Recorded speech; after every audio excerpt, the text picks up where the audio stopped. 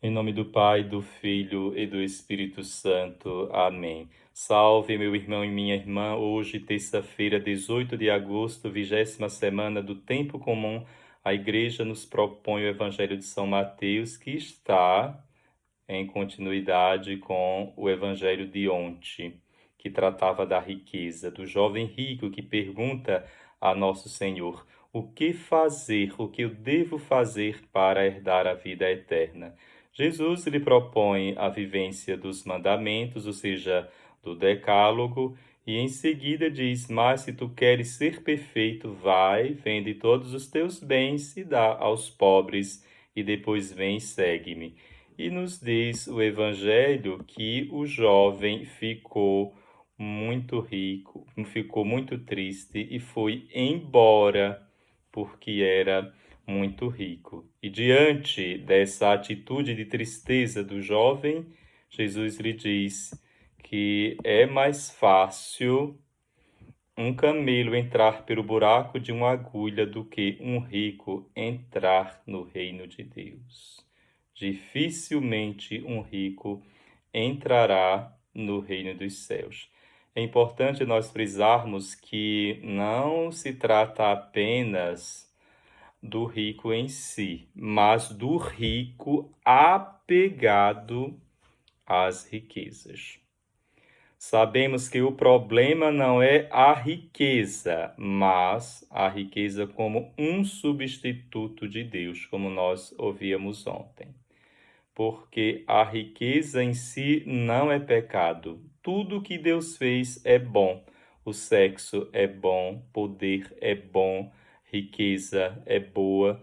Santo Agostinho diz que ruim é quando a nossa vontade viciosa se relaciona com o sexo, se relaciona com o ter, se relaciona com o poder ou com a riqueza. Então, sempre a disposição interior do homem desvirtuado, que diante da riqueza, em vez de usufruí-la, em vez de usá-la, se deixa utilizar por ela. Em vez de o homem ser um sujeito diante dos bens criados, se torna objeto, né? Então, isso é o pecado, como Santo Agostinho diz, é uma aversão a Deus e uma conversão às criaturas. Em latim é assim: aversio ad Deo e conversio ad creaturam. É um jogo de palavras, né? Então, o pecado é justamente isso, é uma aversão a Deus, é um afastamento de Deus e uma conversão e uma proximidade absoluta às criaturas. Então, aí há uma inversão de valores. É a minha vontade viciosa que me desvirtua ao usufruir a riqueza, tornando-me escravo dela. Mas, se a minha vontade estiver pautada na palavra de Deus, se eu estiver aberto à ação de Deus, o bem material, a riqueza em si, vai ser um benefício tanto para mim como também para o meu irmão. Então, eu posso me utilizar de um bem criado, de um bem material da riqueza e ajudar o próximo, aquele que necessita. Mas, quando a minha vontade está viciada, então o dinheiro não é apenas uma moeda, não é apenas uma cédula, é um Deus, é um espírito, é mamon. Mamon significa Deus, que é uma divindade. Há 3 atitudes diante da riqueza que nós vamos meditar hoje. O jovem rico, né? Ele se apegou ciosamente aos bens materiais. E Jesus percebeu que o Deus daquele jovem era o mamon, era o quê? O dinheiro. E Pedro é um desapegado. Vê, nós deixamos tudo e te seguimos. Então, Pedro, diante dos bens criados, porque a riqueza, amados irmãos e irmãs, pode ser uma ideia, pode ser uma ideologia, pode ser uma forma de pensar, pode ser um objeto, pode ser uma pessoa. Tudo aquilo que me escraviza pode se tornar um ídolo, uma riqueza que me aprisiona. São Francisco dizia que o frade não pode ter nem sequer uma cesta, porque se ele dissesse a cesta é minha, pode gerar divisão dentro da comunidade. Porque o poder gera violência, a riqueza, a posse da riqueza gera violência. Quando eu me aproprio de algo, o meu irmão que não tem deseja. E muitas vezes, para querer possuí-lo, faz guerra.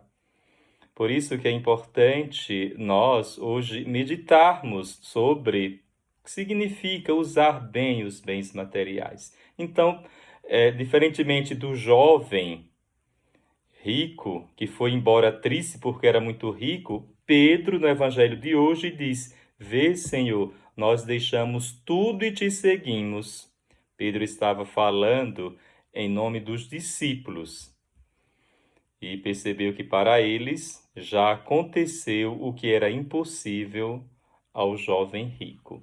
E nós temos um rico na Sagrada Escritura, que é Zaqueu, no Evangelho. Zaqueu, que era um chefe dos cobradores de impostos, quando Nosso Senhor vai visitá-lo, faz refeição com ele, de pé diante do Senhor, ele disse-lhe: Senhor, vou dar a metade dos meus bens aos pobres, e se tiver defraudado alguém, restituirei 4 vezes mais. Veja bem, é interessante que Zaqueu ele vai doar apenas a metade dos seus bens, né? Ou seja, Nosso Senhor não disse assim, você tem que doar tudo. Jesus falou isso para o jovem rico porque sabia que aquele jovem rico estava arraigado, alicerçado nos bens materiais. E Zaqueu, não. Zaqueu, ele era um cobrador de impostos, um chefe de cobrador de impostos, era mais desapegado aos bens materiais do que aquele jovem rico que se dizia virtuoso e que se dizia também obediente à lei, a ponto de dizer que observava desde a juventude os mandamentos. Então, Jesus está deixando muito bem claro que o que se deve levar em consideração são as disposições interiores diante dos bens materiais. Tanto uma corrente prende, como um cordão finíssimo prende. Então, resta-nos perguntar, como que eu estou me relacionando diante dos bens materiais ou das pessoas? Vou tentar ilustrar o evangelho de hoje com uma história. Conta-se que uma senhora milionária que morava em Nova York, que tinha muitas mansões, vestidos caríssimos e que colecionava muitos carros, num determinado momento da sua vida começou a ler um livro. E a leitura de tal livro a transformou. E se tratava de um autor italiano, e ela ficou tão encantada com a leitura que desejou conhecer o seu autor e fez uma viagem de Nova York para a Itália a fim de conversar com o autor do livro e tentar compreender a riqueza, a sabedoria daquele homem. E logo, ao chegar à casa do escritor sábio, ficou decepcionada com o tamanho da casa e a simplicidade. Era muito pequena e muito despojada, e ficou surpreendida ainda mais com o interior da casa, porque havia ali um despojamento total. E ela perguntou ao sábio escritor: Onde estão as tuas coisas? Eu imaginava encontrar na tua casa uma riquíssima biblioteca, um escritório com madeira de cedro, com candelabros dignos de um sábio escritor. E admirada, ela ainda pergunta: Onde estão os teus pertences? O escritor lhe responde com outra pergunta: E onde estão os teus bens materiais? Onde estão os teus pertences? Ela respondeu: Como assim? Eu estou de viagem. Não posso trazer todas as minhas roupas, meus carros, minhas casas, minhas mansões. Seria impossível trazer tudo isso.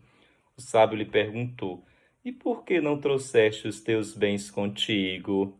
Eu já falei que seria impossível. Ela, intrigada, lhe disse: Porque eu não posso viajar com os meus bens materiais. Eu não poderia desfrutar nem aproveitar a viagem. Eu só trouxe o essencial para a viagem, apenas aquilo que eu vou usar durante a viagem. Foi justamente isso que eu trouxe, disse ela. Se eu trouxesse meus pertences, eu não iria desfrutar, aproveitar a minha viagem. O sábio lhe respondeu: Eu também estou de viagem nesta vida. Eu sou um peregrino. E seria impossível desfrutar verdadeiramente da vida se eu tivesse muitas posses e pertences. Então, amados irmãos e irmãs, viajar com malas leves nos ajudam a desfrutar mais a viagem. O desapego aos bens materiais e aos afetos desregrados nos tornam pessoas mais livres. O camelo tem corcova. Se você acha que não será feliz com aquele cargo, isso é um ídolo. Se você acha que não pode viver sem tal pessoa, isso pode ser uma riqueza que pode te destruir. Se você se sente seguro apenas com sua conta bancária robustecida, seu Deus é o mamon, é o dinheiro. Somos nós que atribuímos valor à prata e ao ouro. Em si, são metais comuns. Nós que atribuímos valor. Como eu falei, podemos nos apegar a costumes, a ideias, a pessoas e bens materiais. E o apego exagerado nos tolhe e nos limita. Qualquer coisa que te faça achar que é superior aos outros é um ídolo, é o teu Deus. É uma riqueza extremamente pobre. O Senhor esteja convosco, Ele está no meio de nós. Abençoe-vos Deus Todo-Poderoso, Pai, Filho e Espírito Santo. Amém.